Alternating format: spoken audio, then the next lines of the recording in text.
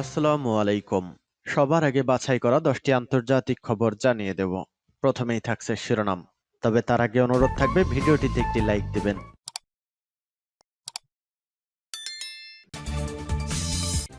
দখলদার ইসরায়েলি বাহিনী এবং ফিলিস্তিন পুরোদমে যুদ্ধ চলছে। জানিয়ে দেব হাতে থাকা সর্বশেষ আপডেট আন্তর্জাতিক সংবাদ। প্রথমেই সংবাদ শিরোনাম। ইসরায়েলকে ইরানের কড়া হুঁশিয়ারি। এরপর জানিয়ে দেব রাফায় ইসরায়েলি হেলিকপ্টারে রুশ ক্ষেপণাস্ত্রের হামলা। এদিকে লেবাননকে গাজায় পরিণত হতে দেওয়া যাবে না বলেছেন গুতেরেস। এরপর জানিয়ে দেব উত্তর কোরিয়া ও রাশিয়ার সামরিক চুক্তির নিন্দা জানালো যুক্তরাষ্ট্র।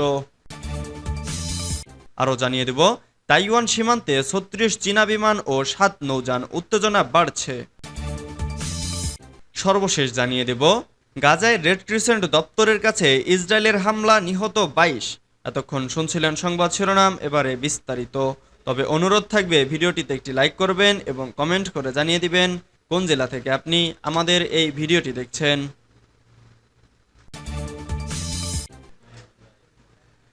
ইসরায়েলকে ইরানের কড়া হুঁশিয়ারি। লেবাননে ইসরায়েলকে ঠেকানোর পূর্ব সক্ষমতা রয়েছে হিজবুল্লাহর।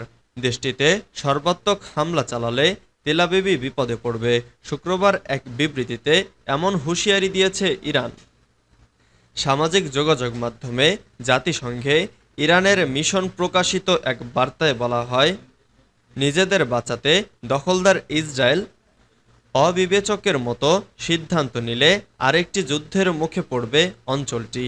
নিঃসন্দেহে সবচেয়ে ক্ষতি হবে ইহুদি রাষ্ট্রটিরই। একই দিন হিজবুল্লাহকে উদ্দেশ্য করে আরেক দফা হুমকি দিয়েছে ইসরায়েল। শিগগিরই প্রয়োজনীয় সিদ্ধান্ত নেওয়া হবে বলে জানান পররাষ্ট্রমন্ত্রী ইসরায়েল কাজ। ইরানের সন্ত্রাসী বলয় ও উগ্র ইসলামপন্থার বিরুদ্ধে লড়াইয়ে বিশ্বকে তেল আবিবের পাশে থাকার আহ্বান জানান তিনি। সম্প্রতি ইসরায়েলি সেনাবাহিনী লেবাননের সর্বাত্মক হামলার পরিকল্পনার কথা জানালে উত্তেজনা তুঙ্গে পৌঁছায় লেবানন সীমান্তে। রাফায় ইসরায়েলি হেলিকপ্টারে রুশ ক্ষেপণাস্ত্রের হামলা। গাজা উপত্যকার রাফায় শুক্রবার ইসরায়েলি একটি হেলিকপ্টারকে লক্ষ্য করে রুশ নির্মিত ভূমি থেকে আকাশে নিক্ষেপযোগ্য ক্ষেপণাস্ত্র ছোড়া হয়েছে। ফিলিস্তিনি ইসলামিক জিহাদ যোদ্ধারা এই হামলা করে বলে institute for study of war এবং ক্রিটিক্যাল থ্রেট প্রজেক্ট তাদের সর্বশেষ যৌথ রণাঙ্গন প্রতিবেদনে এই তথ্য প্রকাশ করেছে।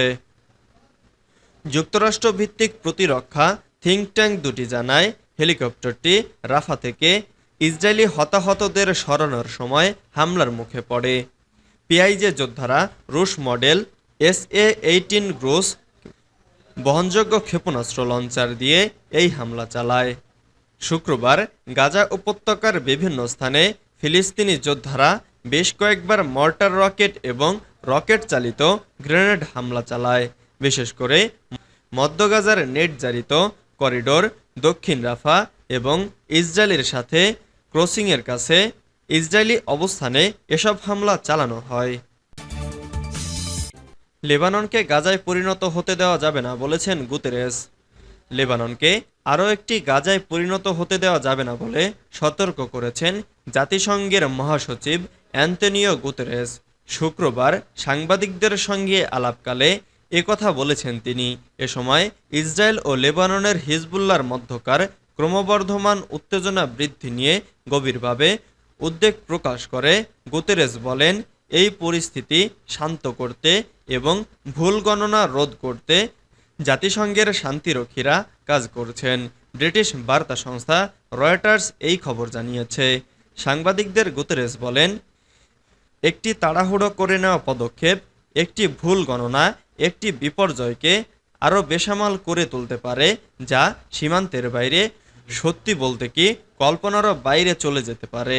এ সময় তিনি আরও বলেন, আসুন এ বিষয়টি পরিষ্কার করা যাক, এই অঞ্চলের জনগণ এবং বিশ্ববাসী লেবাননকে আরেকটি গাজায় পরিণত হতে দিতে পারে না। অক্টোবরে গাজা যুদ্ধ শুরু হওয়ার পর থেকে ফিলিস্তিনি মিত্র হামাসের সঙ্গে সংহতি প্রকাশ করে ইসরায়েলে রকেট নিক্ষেপ করে ইরান সমর্থিত হিজবুল্লাহ। এতে হাজার হাজার ইসরায়েলি বাড়ি ছেড়ে পালিয়ে যেতে বাধ্য হয়।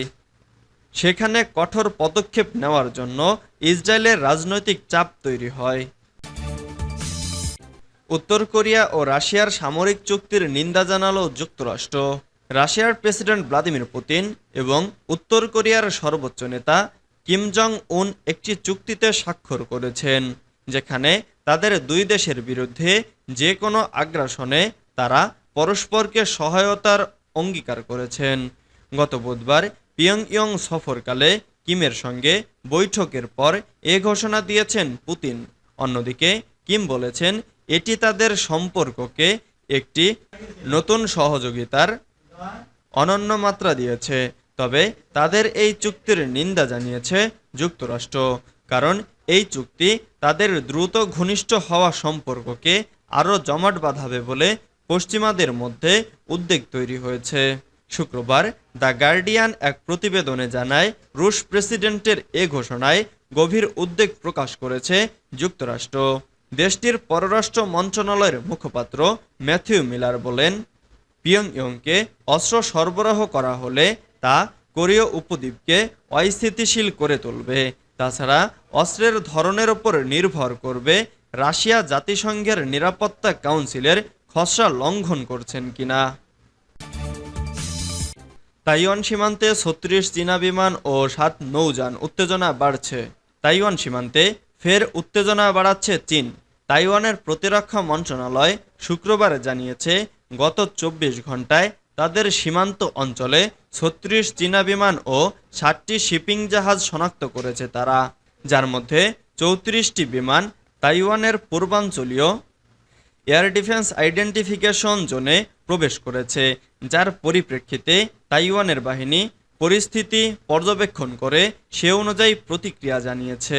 এর আগে গত বৃহস্পতিবার ১১ সামরিক বিমান এবং ৮টি নৌযান তাইওয়ান দ্বীপের চারপাশে ট্র্যাক করে রাখে চীন, যা এবার আরও বাড়িয়েছে তারা। এ নিয়ে উদ্বেগ বাড়ছে চীন তাইওয়ান সীমান্তে। তাইওয়ানের প্রতিরক্ষা মন্ত্রণালয় এ ব্যাপারে জানিয়েছে, ১১ পিপলস লিবারেশন আর্মি বিমানের মধ্যে ৭টি দেশটির বিমান প্রতিরক্ষা শনাক্তকরণ অঞ্চলের উত্তর এবং দক্ষিণ পশ্চিম সেক্টরে তাইওয়ান স্টেট মধ্যরেখা অতিক্রম করেছে। এছাড়া একটি পিএলএ হেলিকপ্টার দক্ষিণ পূর্ব এডিআইজেডে ট্র্যাক করা হয়েছে। গাজায় রেড ক্রিসেন্ট দপ্তরের কাছে ইসরায়েলের হামলা, নিহত ২২। ফিলিস্তিনের গাজা উপত্যকায় আন্তর্জাতিক মানবিক সহায়তা সংস্থা international committee of red crescent দপ্তরের কাছে হামলা চালিয়েছে ইসরায়েল। ইসরায়েল বাহিনীর এই হামলায় নিহত হয়েছেন অন্তত ২২ জন। এ ঘটনায় আহত হয়েছেন আরও ৪৫ জন। শুক্রবার সন্ধ্যায় ইসরায়েল গোলা হামলা চালালে এতে ওই কম্পাউন্ডে আশ্রিত নিরীহ বেসামরিক লোক মারা যান বলে এক বিবৃতিতে জানিয়েছে আইআরআইসি। বিবৃতিতে বলা হয়েছে, বেসামরিক নাগরিক ও মানবিক সংস্থার স্থাপনার ক্ষয়ক্ষতি এড়াতে সব পক্ষেরই সতর্কমূলক পদক্ষেপ নেওয়ার বাধ্যবাধকতা থাকা সত্ত্বেও এই হামলা হলো। ইসরায়েলের প্রতিরক্ষা বাহিনীর মুখপাত্রের কার্যালয় বলেছে, তারা ওই এলাকায় হামলা চালিয়েছে বলে কোনো আলামত নেই। প্রাথমিক তদন্তে সেটাই দেখা যাচ্ছে। তারপরও ঘটনাটি পর্যালোচনা করা হচ্ছে।